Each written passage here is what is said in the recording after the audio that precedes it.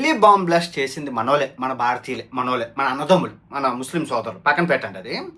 ఇంటి దొంగని ఈశ్వరుడు కూడా పట్టుకోలేరు. భారతదేశం ఎంత కష్టాల్లో ఉందో తెలుసా నిజంగానా?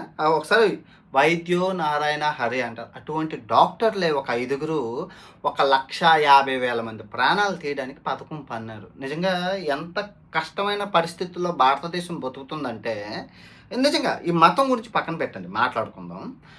ఫస్టు వీళ్ళు ఒక 2,000 కేజీల ఆర్‌డిఎక్స్ జస్టు ఒక ఒక 5 కేజీలతోనే చాలామంది ప్రాణాలు తీసేయొచ్చు. ఒక 2,000 కేజీలు ఆర్‌డిఎక్స్ అంటే దగ్గర దగ్గర ఒక 50,000 మందిని లేపియొచ్చు ఈజీగా క్రౌడ్ ప్లేసెస్‌లో.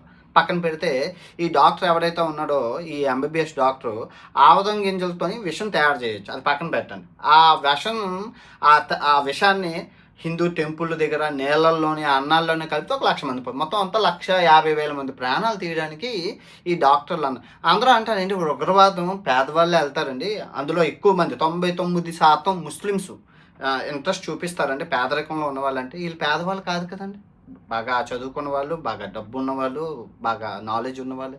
ఇక్కడ ప్రాబ్లం ఎక్కడ వస్తుంది తెలుసా? మతం. ఈ మతం అంటే ఖురాన్‌లో ఉందన్నమాట.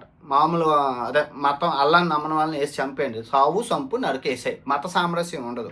దీనికి సొల్యూషన్ ఏంటంటే, ఈ మతంలో ఉన్న నాయకులు బయటకొచ్చి ఆ ఖురాన్‌లో కొన్ని ఉన్నాయి, ఆ తప్పుల్ని ఖండించి వాటిల్లోకి ఈ ప్రజల్ని లాగుతున్న ఈ నా కొడుకులు ఇమాములు గట్టా ఉంటారు, దొంగ నా కొడుకులు ఉంటారు చూడు, వాళ్ళందరిని ఖండించాలి.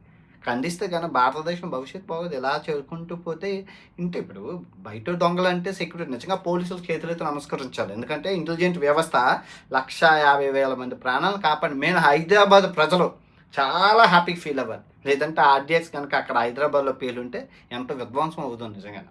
నిజంగా ఈ దీని మీద జనాభా నియంత్రణ రావడం, మతం మీద అవగాహన కల్పించాలి. మతం గ్రంథాల్లో ఎవడెవడో ఏవో మనుషులు రాసినవి ఏవో ఉంటాయి.